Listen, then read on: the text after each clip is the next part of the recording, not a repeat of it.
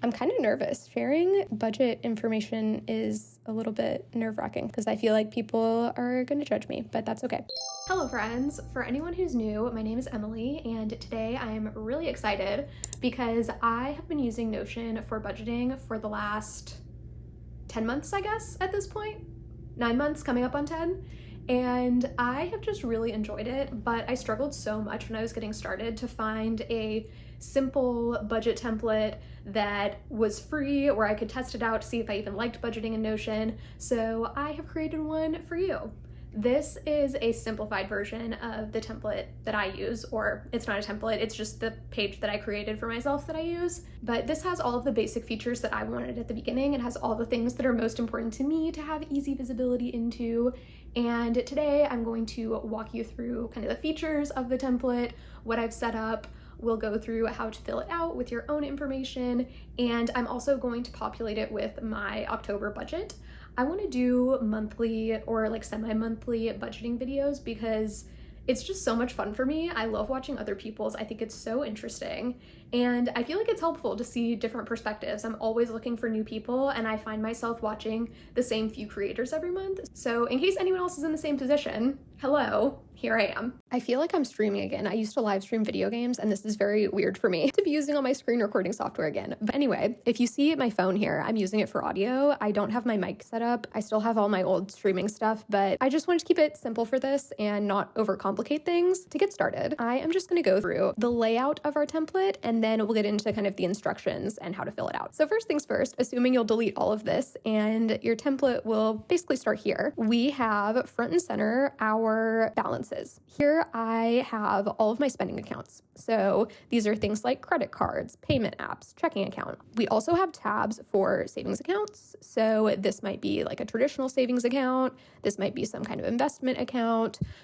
You could even break this down into like sinking funds. So these are places that you keep your money. It might just be all in your main savings account, but these are kind of like groups of money that you're saving for shorter term things. So you might have a sinking fund for vacation, or a sinking fund for the holiday season, or a sinking fund for a new couch, things like that. So you can break this up however you want. I have just broken it up by kind of like financial institution.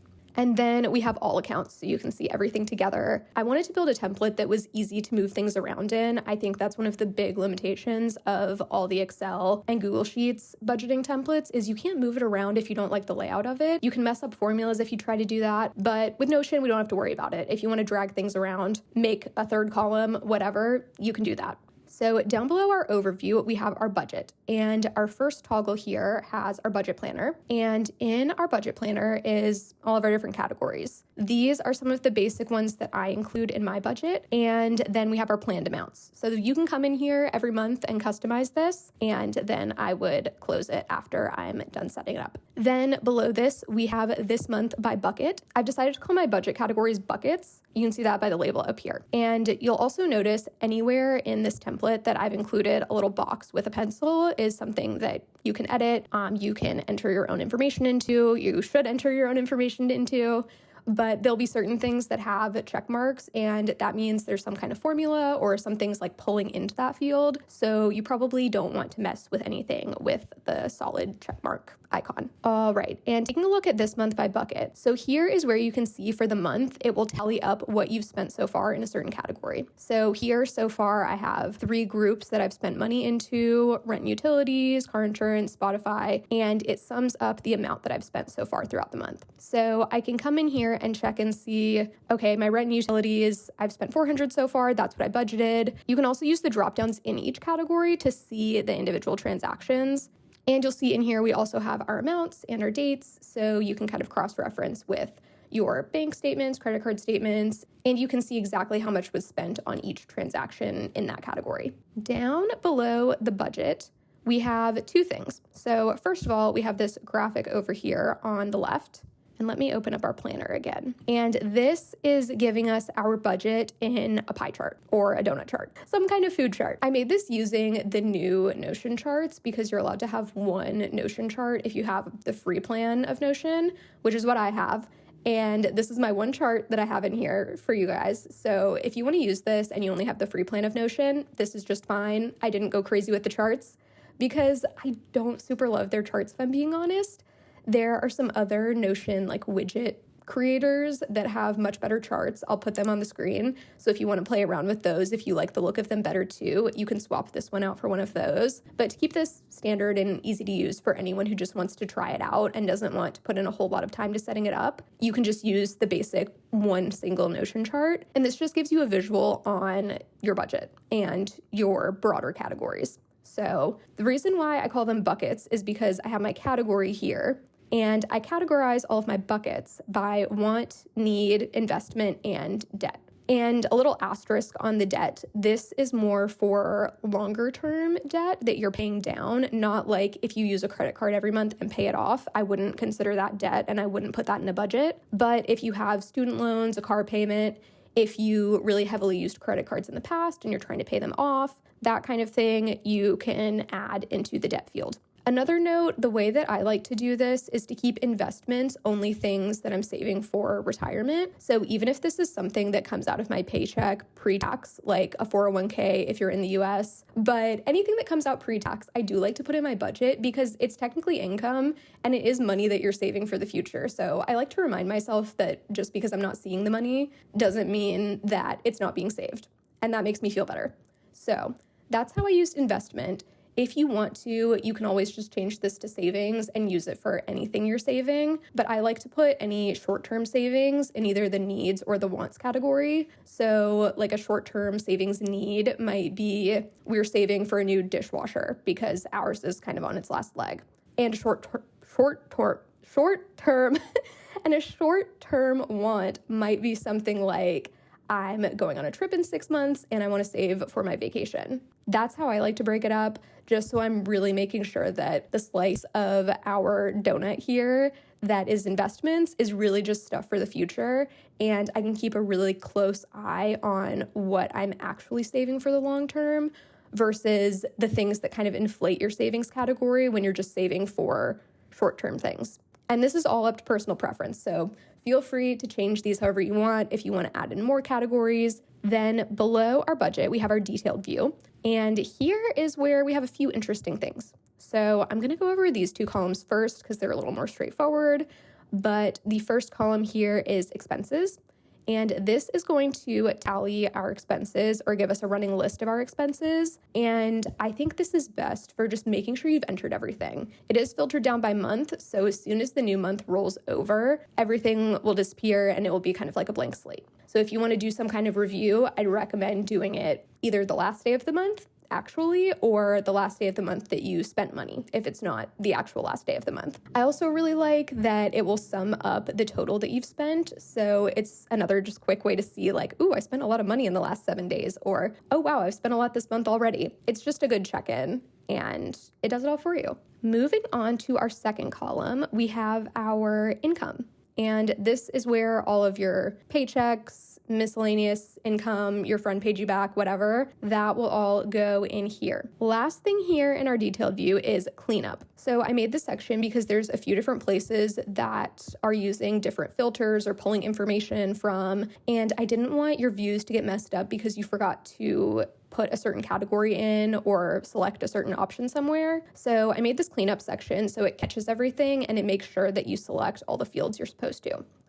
So in our example here, we have a new expense and it's missing an account. So it showed up here so that I can pick the account and it won't mess up my account balances. If I didn't put a bucket in, it would also show up here. If I didn't put an amount in, it would show up here. Didn't put a date in, it would show up here.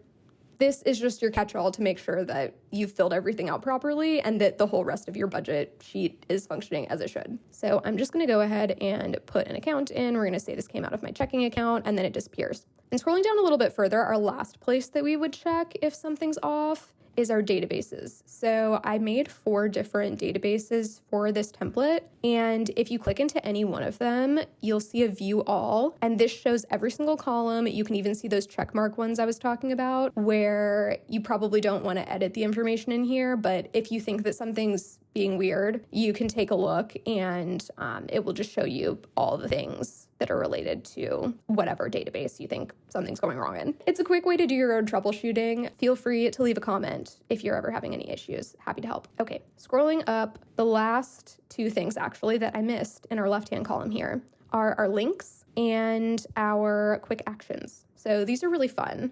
Our links are just linked to your different financial institutions just for easy access. I have this in mine. It's organized a little bit differently, but it makes it so much easier where if I make an update in my budget and I need to change an automatic transfer, I can just go like click into that thing. It takes me right to the website. I can do it there while I'm thinking about it. Then we have our quick actions here. So these are some buttons that I made to make it a little bit easier to enter information. We have new expense. So this will automatically add a new entry to that expenses database. You can call it whatever. I don't know, maybe I got groceries and I spent, $80. And I spent this on credit card B, and this comes out of my groceries bucket. This will also automatically fill in today's date as the date here. So if you're doing a lot of like backfilling, then you might want to be aware of that. And if you are someone who enters things every day like me, then this is really nice for you. The next one is payday. So this will automatically populate a paycheck here. You can edit this if it's like being paid back from a friend, but I figured for the most part, we're entering like larger payment amounts. So the default will be paycheck. We can add in an amount, I don't know, 2,000. Say what account it goes to, checking A, and then again, puts in today's date. Then we have pay credit card.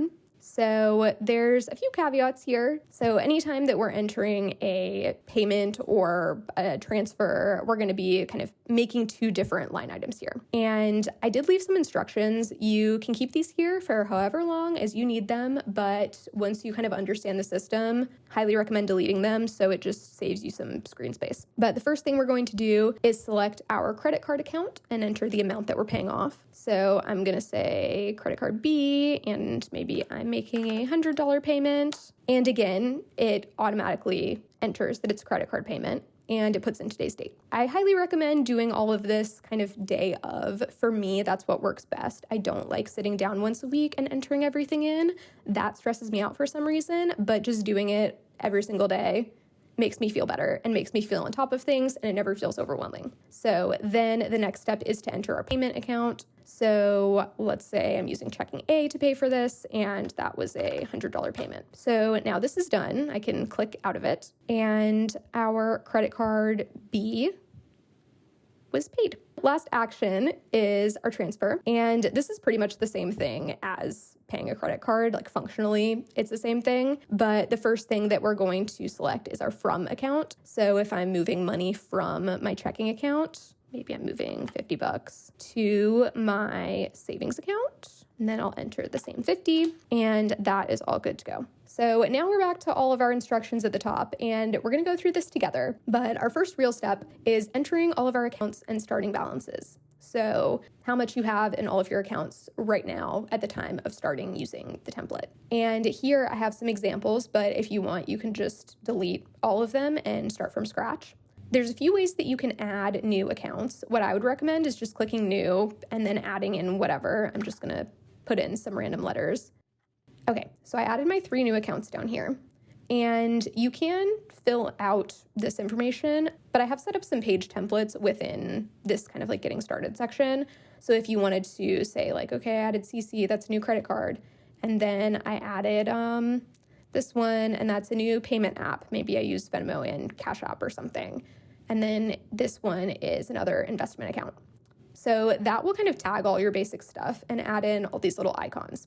You can absolutely change the icons to your heart's content. I just wanted to make it like really easy to get started so that you don't have to do a lot of customizing to make it look nice. But taking a look at the credit card one that we created, so there's a little note here that just reminds you that a starting balance for a credit card should be a negative number, or 0, I guess. But you don't want to put a positive number in here because it'll mess up some of the calculations. So let's say that I owe, I don't know, $150 on this credit card. I go ahead and enter my negative $150, and then I can put in any notes I want to here. So I really like using this for credit cards to either remind myself that the card has already been paid in full or that I have X amount due on X day. So maybe here I have $150 due on October 3rd. So that could be my little note that I put in here. I also like bolding these. These are like really small things that I just like to do for visual purposes, but I like when the notes are bolded. I think it looks better on our overview section. And for checking accounts, savings accounts, this is where I like to put the APY, especially if it's a high yield savings account. I think that it's just a nice thing to include and remind yourself of is that you have your money in a place where it's making you money. But for something like this payment app, I wouldn't enter anything in there. Personally, unless you use them for different purposes, like maybe you use Venmo to pay back your friends and you use Cash App for, I don't know, something else. However you want to use the notes field, totally up to you. And then investments, I like to use the notes here for the type of fund and like the ticker abbreviation. So all of my investments are invested in some kind of like mutual funds or whatever. And I really like saying if it's a total market fund or S&P 500. And we're getting into the part of the video where I'm going way beyond like basic personal finance information. So if this part feels overwhelming to you, just disregard it. But that's the kind of stuff that I like to put in the notes for investments. Okay, so once you are done with entering in all your different accounts, you can close that and then open up step 3/2, which is just adding links to all of your different financial institutions. And this is a synced block here. I have linked this here. So any updates you make in here, it'll make down here. Maybe that was redundant, but I like the idea of having all of the instructions in one area, and then you can delete them when you're done, and everything will be filled out for you, and you don't have to go hunting through the template to figure out where to fill things out. So that's step 2.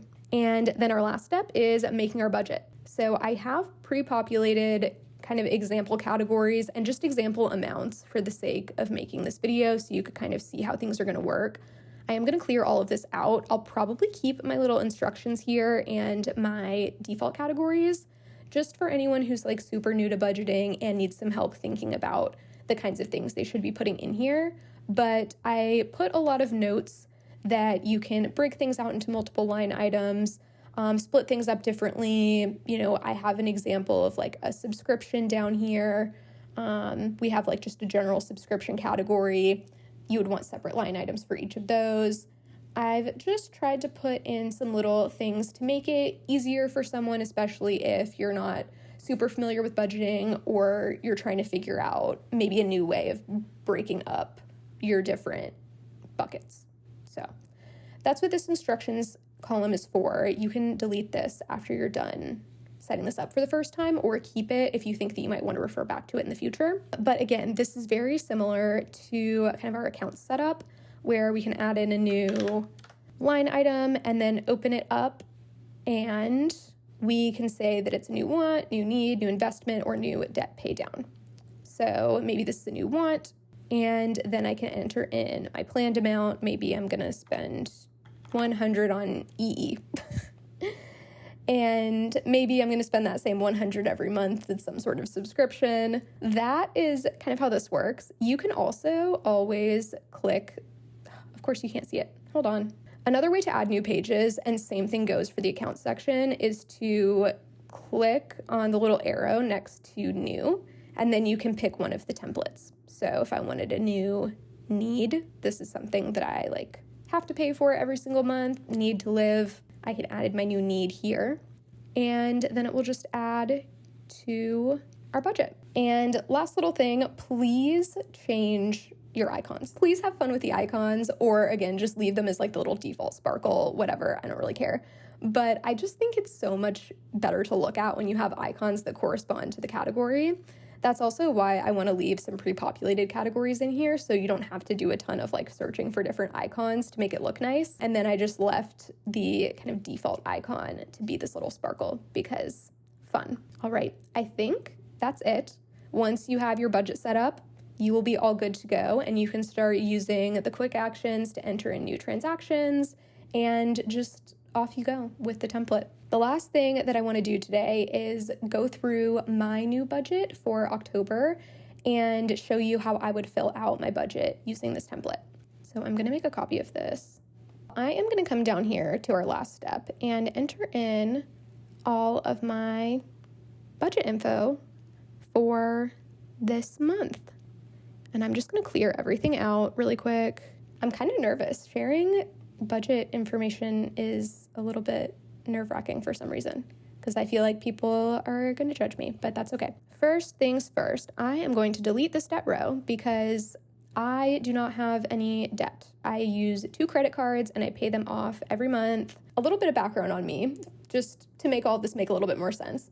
I work a corporate 9-to-5 in project management at a tech company, and I'm very lucky to not have any debt. I don't have a car payment. I also don't have any student loans. I'm very, very lucky in that regard, and I pay off my credit cards every single month. So I'm going to delete this debt section. And the first thing is investments, which is actually usually what I look at last in my budget, but it's filtering to the top here. So I am going to enter this first. And the 401k is actually where my budget is changing the most this month because the company that I work for just got acquired, and our new parent company has a much better 401k match. So before I was contributing 4% of my salary to my 401k.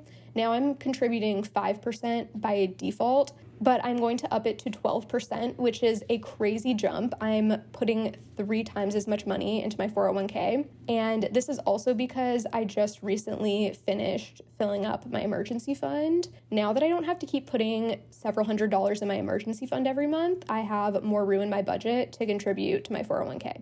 And that was really important to me. That was something I really wanted to be able to do by the end of this year, was to actually put a significant amount of money in my investments and not put as much money in my short-term savings or emergency fund bucket. So now that my emergency fund is all set, I can reallocate all of that to my 401k. And that per month is looking like $1,193.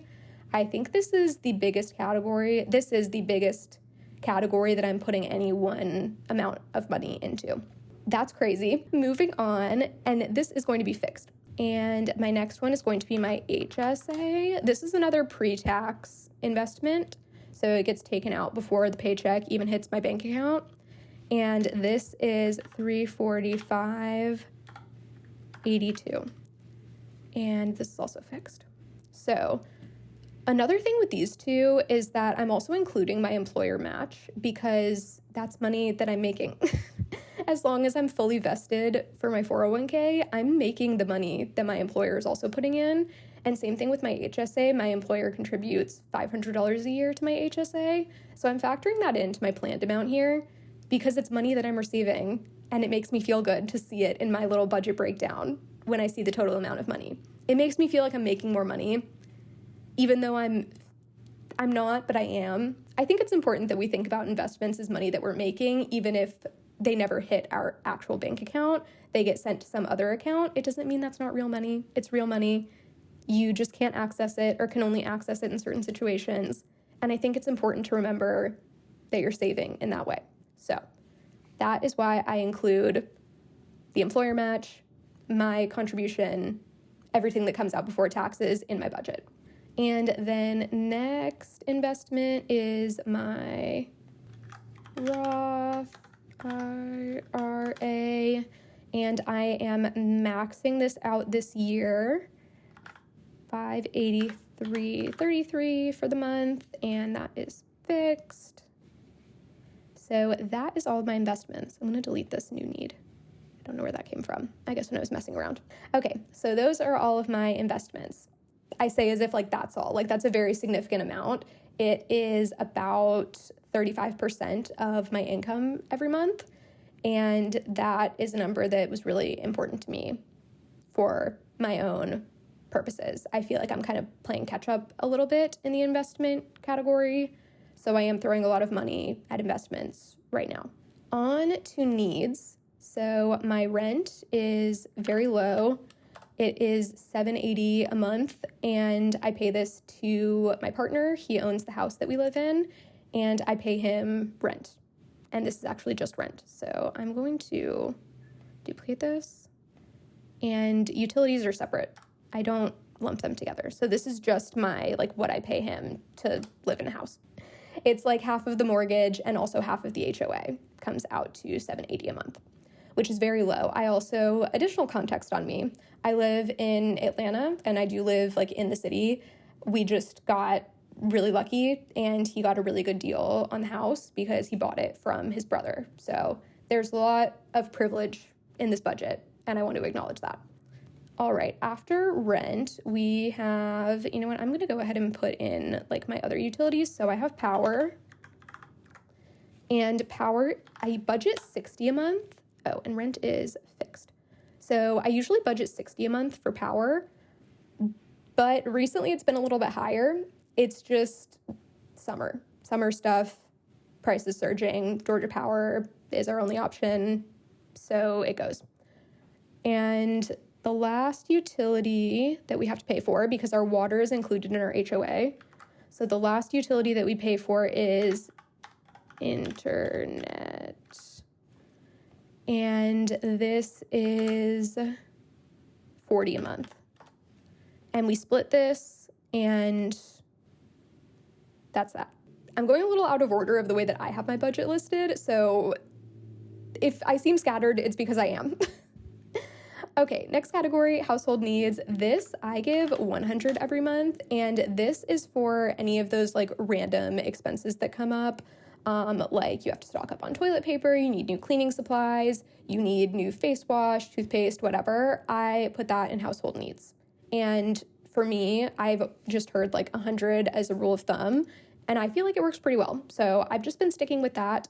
I don't always use all of the money in this category, but it's nice to have, and it's nice to not feel like I can't buy a new toiletry if I run out of something. Like if I run out of my moisturizer, it's nice to know that I have money that I can use to buy it, and I don't feel like I have to like wait and not have moisturizer for a week or two until I can buy more. So household needs, very important.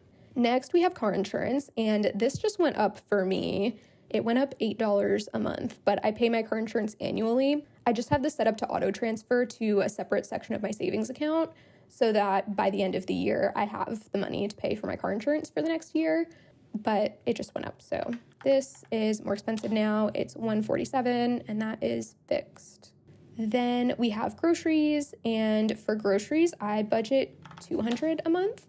Me and my partner split our grocery bill 50-50, so no matter which one of us goes to the store, we always Venmo each other half of the grocery bill. The only caveat here is that I don't eat meat and he does. So if he buys any meat products, and I also don't eat dairy for the most part. So if he buys like meat, cheese, any of that, he doesn't ask me for half of that back. So disclaimer. But we do most of our grocery shopping at a kind of like wholesale type of, it's called a farmer's market, but it's not really a farmer's market in the way that people think of a farmer's market being like cute and aesthetic. It's not like that. It's almost like buying everything wholesale where it's very chaotic and they have a lot of stuff. So that's where we do most of our grocery shopping. Their produce is way better than our other grocery store chains. We just like it better. So it's also cheaper, and groceries are not too bad from what I usually see people put in this category. Then we have gas, which I have been budgeting $75 a month for, which is high for me. I usually budget $50 for gas. I work from home for the most part, and I pretty much only go out of the house to go work out and to like go see friends. So I usually budget $50 a month for gas, but with the summer prices and whatnot, it's been $75. I'm hoping I can move it down to $50 in November, but for October, I'm keeping it $75 just to be safe. Then we have phone, and my phone bill is $35 a month.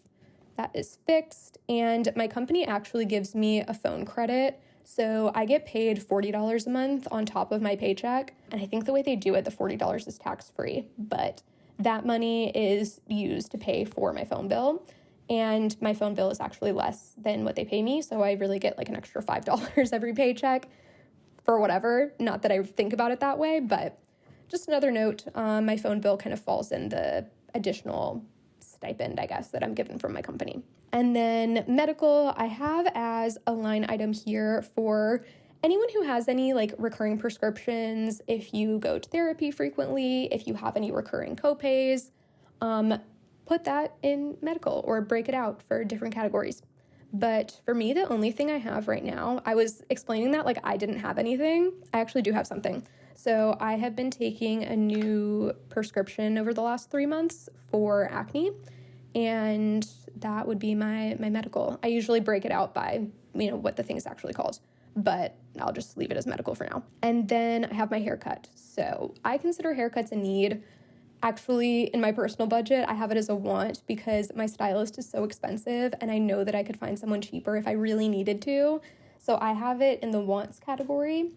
This is where it's really all up to your own interpretation, but I think having a basic haircut on some kind of routine schedule is a need. And if you're going to like the cheapest place possible, put that in the needs category. If you do something crazy with your hair and like you're getting it colored and whatever, maybe put that in the wants. All up to you. I'm not going to tell you what you need to live your life, but for the purposes of this, I'm considering haircut a need today, and that is $37.50 a month that I budget for it, and that is also fixed. So I base this number off of the fact that I get my haircut once every 4 months now, and this is another kind of like my car insurance where it just goes into a separate section of my savings account and it builds up so that when I need it, I can just pull the lump sum out and pay for it. And I'm not leaving it sitting in my checking account thinking that I have extra money when I don't. That's just what works best for me. So my haircuts are like $150 now with tip, and that's very expensive. So I have to budget for them a lot more than I needed to before. Okay, and I know I have some other needs. What other needs do I have? Oh, that was actually it. I've moved things around recently. Okay, so next up we have dining out, and for October, I'm gonna say $250. I had this at $300 for September because I had a friend coming in from out of town and like some other stuff going on, and I knew I wanted it to be a little bit higher, so I put it at $300. But usually I try to keep dining out to around $200. It's just that this month, again, I have some stuff going on, so $250 should be good. Then I have Spotify, and that's $11.99. I have shopping here, which is not something that I personally budget for. I just figure it's something a lot of people need to budget for, or maybe want to break this out into different categories like clothes, beauty, whatever. But I do not budget for shopping, so I'm going to delete that. And then I do have another subscription, I guess you could say, but I do Aerial Sling, and I do have to budget for that because it's very expensive. It's gotten very expensive. I used to go to a different studio and it was $135 a month. So I was including that in needs. That was just like my fitness membership. And I've recently moved to a new studio because I wanted a little bit better instruction. I've been doing this for like 2.5 years. I kind of felt like I was plateauing. So I wanted to work with some more experienced instructors. And now my Aerial membership is $310 a month, and that is fixed. Which is very expensive, but it's fine. It's very important to me, and it makes me happy. So that's that. Then we have, what else do I have in here?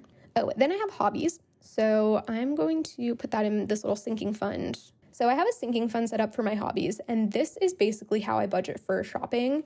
This could be anything from buying a concert ticket, buying some new workout clothes, buying, I don't know, something that I don't really need, something that's not like a toiletry that I would put in household needs, or is also like some kind of experience. So I've set up a sinking fund for, I just call it hobbies, but I kind of see going to concerts as like a hobby, things like that. Buying books, hobby. I've been putting money aside into a new sinking fund for my hobbies, and right now I'm doing like $100 a month. And I'll just pull it from that whenever I think of something that I want to buy, want to treat myself, or I'll just let it kind of like save up so that if a bigger thing comes along, like a concert ticket for someone who's really popular, then I have the money to buy the ticket. I also have a sinking fund for travel, and I currently save $600 a month for travel. This is what works best for me because I know that I take one big trip a year-ish, and it helps me to just know that I'm consistently saving every single paycheck for a big trip, whatever my next big trip is. And then as the time comes to like book a flight, book hotels, whatever, I have that pile of money sitting there and I just pull from it throughout the year to pay for those things as they come up. And then we have my last sinking fund, which is house. So my partner and I are hoping to move in like 2 to 3 years, and I'm saving for a down payment on that new house. And this number changes a lot. So this is the category that I will most frequently pull from. If I need to make something else work in my budget, I will lower the amount that I put into the house fund. If I can, I will increase it. This is the highest it's been in a while. So for October, I'm going to put $1,000 towards the house fund. And for the sake of this budget, I'm considering this a want. It's not something I need to survive. It's just something I would like to be able to do for myself. And I like doing it like this. So if, let's say, worst case scenario happens, I'm unemployed and I need to start pulling for my emergency fund, I will cut a lot of like this kind of discretionary saving that I'm doing. I probably wouldn't cut Ariel. Actually, I'm going to make this a need. I need this. I need that one. But a lot of this other stuff, I wouldn't be eating out as much. I would probably cancel Spotify at some point. I would really be living based on my needs category. So I like having these broken out so I can total up what my needs would be should I need to only buy my needs. And then the last thing is remaining. So this is any leftover money that doesn't fit into other categories. I don't do a fully zero-based budget because I find that something always comes up or I go over a little bit in one category. And I would generally rather track things toward the appropriate category than try to like put them in a different category to make the budget work. So I like to have remaining that I don't really do anything with. I would like to ideally just leave it in my checking account so that that can build up a little bit and I have a little bit of a buffer. But I used to be the kind of person who would just spend any money I saw in my checking account, and I'm trying not to do that. So slowly I'm trying to build it up. It's not like a goal that I have or anything. There's no minimum number that I want in there all the time. But right now, I do like to keep usually like $100-ish in my remaining, just so I have wiggle room. But right now it's $87.96. And this is just to round it out. I missed something somewhere. Something is missing. Something in my budget is missing. It's not missing by a lot, but it's missing. Something's missing by like 40 cents. Oh, this one. I like to keep that remaining in there so also it will like tally up my total. And this is what I can expect to make for the month, even though my actual paychecks I know won't include our top two-ish categories. The rest of it will be what I'm paid as a paycheck. And then this amount is like what I've earned if you count like paying myself into those other accounts. So that makes me feel really good. And then if we scroll down, I can't see it because I have the chart in the other one, but I'll put a little visual on the screen so you can see what my budget chart would look like. And I think that's it. I just talked a lot and my throat kind of hurts. And I have meetings later today, so I'm going to go. Definitely let me know if you try out the template. If you have any issues with it, for sure let me know. We can just use the comments as like troubleshooting for everyone. But also let me know if you have any thoughts on my budget. How do you budget? Is there any category that you're like, ooh, this feels like a lot? I don't know that I like people knowing this, because that is how I felt about my Ariel membership. Let me know what your money thoughts are for October. How's October looking for you? And I hope this is helpful. I hope that you enjoy, especially if you've been looking for a Notion budgeting template that is a little bit flexible and not too much to set up. Thank you so much for watching, and I will talk to you soon.